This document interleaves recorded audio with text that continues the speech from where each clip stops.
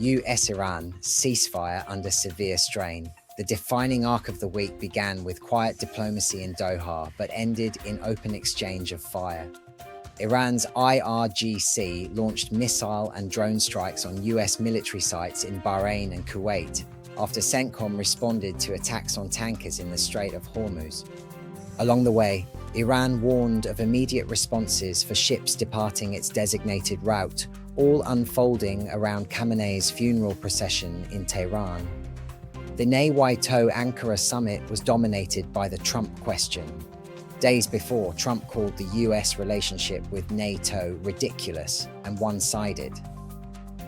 Europe responded with heavy hardware. Rutte announced NATO's first purchase of Triton surveillance drones and a new strategic airlift fleet. Canada ordered 12 under-ice-capable submarines from Germany, while Trump suggested lifting sanctions on Turkey to consider resuming F-35 sales. Russia fired over 500 missiles and drones at Kyiv in its most massive attack yet. Putin recast the war as a fight with NATO. Grey zone stories grew, with reports of an 18-month drone surveillance campaign against European nuclear sites and new charges in the Nord Stream blasts.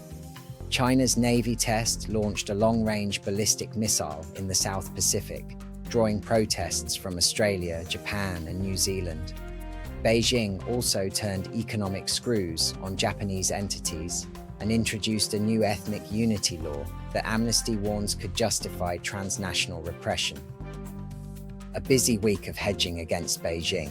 Modi signed major agreements with Japan in New Delhi before meeting leaders in Jakarta. Tensions rose elsewhere as Pakistani forces clashed with the Taliban, and Pakistan warned that Indian diversion of Indus flows would constitute an act of war.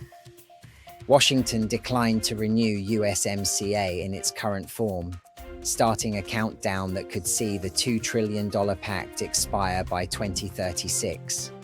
Separately, EU regulators are questioning data privacy frameworks, while bombs in Damascus and a grid collapse in Cuba rounded out a heavy news week.